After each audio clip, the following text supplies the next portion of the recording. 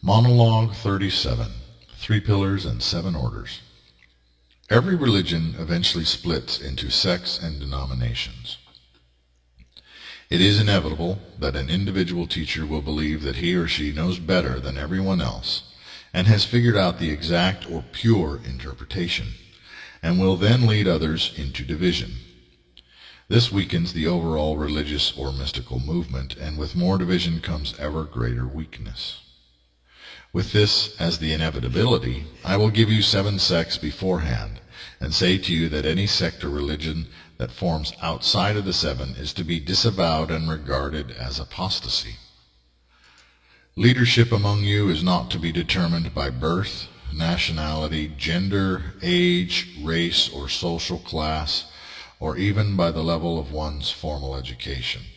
Rather, a leader among you is to be the one who does the most work for the cause of the kingdom.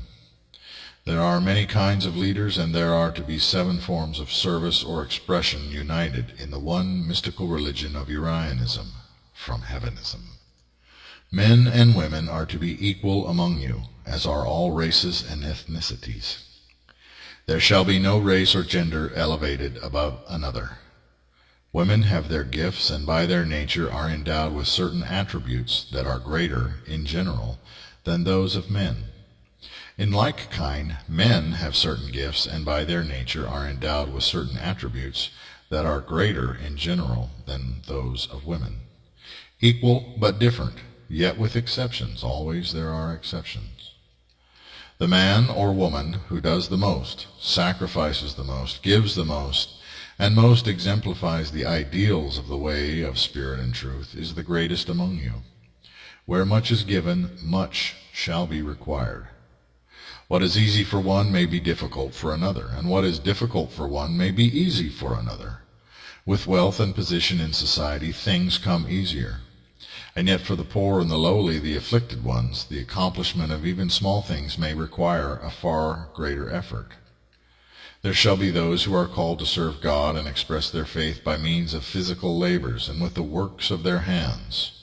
Or they may be called to tend to the needs of nature and animal kind, including the care and raising of animals for food according to Urian principles. All such ones are of the order of Sandalphon, which is symbolized by the wearing of a brown or tan sash, cloth belt around the waist, in times of meeting or gathering. There shall be those who are called to serve God and manifest their faith by delving long and deep into the mystical and paranormal and metaphysical and the parapsychological. Such are the mystics of the way, and are of the order of Gabriel, symbolically expressed in meetings and gatherings by the wearing of a purple, violet, or indigo sash. These should steel themselves against the machinations of the pretender gods. Some among you shall be called to express their faith in the arenas of politics and social justice, striving to manifest the kingdom by means of peaceful protest and activism. Such ones are to be called the order of Hanayel, and the green sash shall be the symbol of their sect. Some shall feel that God has called them to a path of artistry, and to glorify God and the kingdom by means of artistic expressions, whether by writing, drawing, painting, sculpting, through music, or even the graphic arts, such as building websites or using the media to get the word out. These are to be called the order of Raphael, and they are to wear the orange sash in meetings and gatherings as a sign of their sect. There will be those Urians who by their very nature are teachers, which means that they are also students, and who are by nature given the gifts to organize and educate. Such ones will be the founders of seminaries and cabals, and are the theologians and scholars of the way. These shall belong to the order of Michael, and are to wear the golden or yellow sash in all gatherings or meetings of the faithful as a symbol of their allegiance. In like fashion, there will be those called to devote their lives to charity and good works, whose expression is compassion and selflessness. These are the altruists, and they shall be called the order of Zadkiel, and shall wear the blue sash as a sign of their calling. Lastly, there shall be those who are, by their authentic nature, called to the way of the warrior. These are found in every monotheistic and non-monotheistic faith. and if consumed with hatred and bloodlust become the servants of a dark master. However, as each secular and godless nation has its defenders and protectors, so also the kingdom of God. Among these latter shall be the spiritual and the psychic warriors, as well as lawyers, Urian butchers, police officers, judges, and the evangelizers, those who are passionate and fierce in their ministry and zealous for the spirit of justice. May they expel from their hearts all hatred and malice toward their enemies, through strict adherence to the 7 devotions and in study of martial arts and disciplines.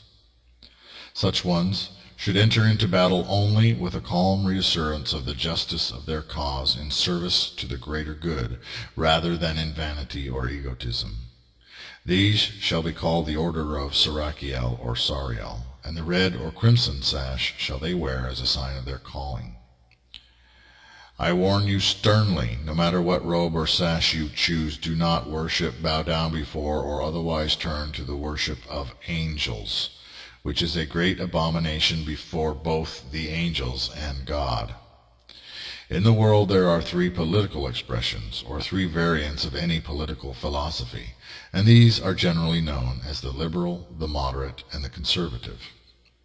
In the Kabbalah there are 3 pillars, both on the tree of life and the tree of death, and these represent the liberal, right pillar, the moderate, middle pillar, and the conservative, left pillar. This is a reversal of how things work in the human world, in that the conservative is on the left and the liberal is on the right. In most religions, as stated before, there are those called to the right, those called to the left, and those called to the middle. In the way of spirit and truth there shall be 3 natural and innate divisions, intentionally permitted and encouraged, so that the 3 may each find expression and belonging within the one wholeness of the way. For those who hold to a soft or liberal interpretation of these revealings, emphasizing divine love, mercy, compassion, tolerance, and good works, in a predominantly nonviolent and peaceful way, shall wear the white robes of the right-hand pillar. For those who hold to a conservative or severe interpretation of these revealings, emphasizing divine law, confrontation, passionate defiance, and controversial works of provocation, even to the point of violence and instigation, these shall wear the black robes of the left-hand pillar. For those who hold to a moderate or balanced approach to these revealings, or for whom the revealings are a personal belief rather than a motivation to change the whole world, these shall wear the gray robes of the middle pillar. No pillar member shall frown upon the others or in any way mock or seek to sway another from following the pillar path that is chosen, save to encourage truth and accuracy in the choosing. It may seem that one who wears a red sash should not be able to choose a white robe, and yet this is a limited view, for there will be those warriors whose methods are non-violent and whose nature is normally relaxed and peaceful. In the same way, it may seem that those who wear the blue sash could not wear a black robe, and yet there are those who are very aggressive and passionate in their efforts for the poor and in their works of charity. The black robe represents a level of aggression and moral conservatism. The white robe represents a level of pacifism and moral liberality, a forgiving nature. The gray robe represents that one is either uncommitted, or better yet, that one believes and sees that there is a time and a season for all things under the sun, a time to make peace and a time to fight. Whichever one you are, be sure about it. At different times in your life you may change your view, your sash, or your robe, and that is fine. And yet changing back and forth with frequency demonstrates an indecisive and fragile personality, unfit for higher service to the way of spirit and truth. You may debate among yourselves, you may disagree, you may even bitterly contend and compete with one another, order against order, pillar against pillar. However, in your internal friction, improving your orders in the faith must be the goal. Do not debate with the world. Do not argue with the unbelievers.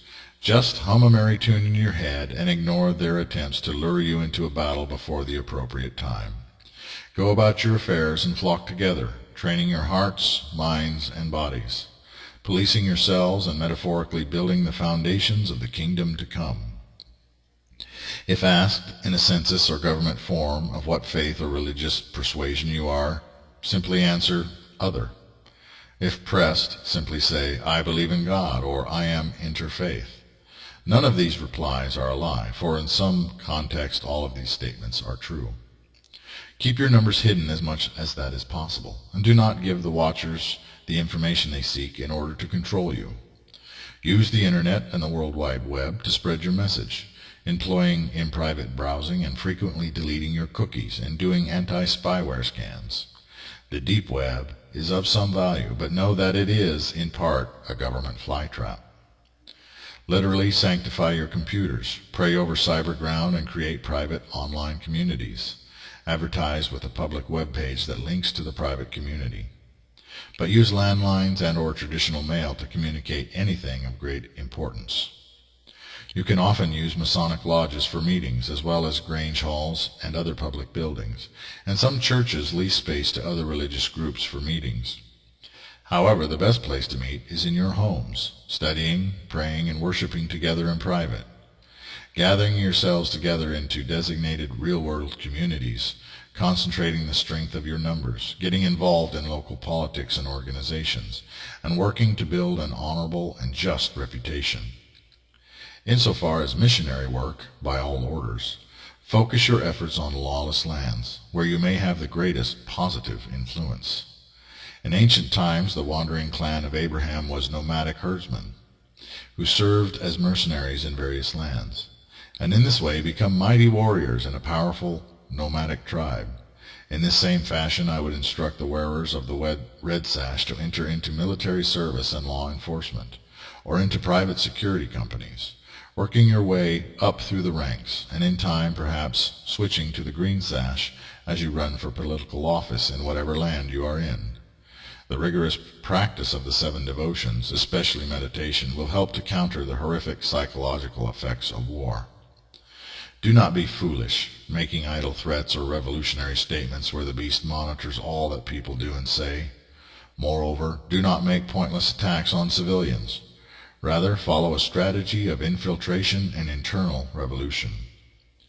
When you build a public house of worship, construct it of stone, concrete, or adobe.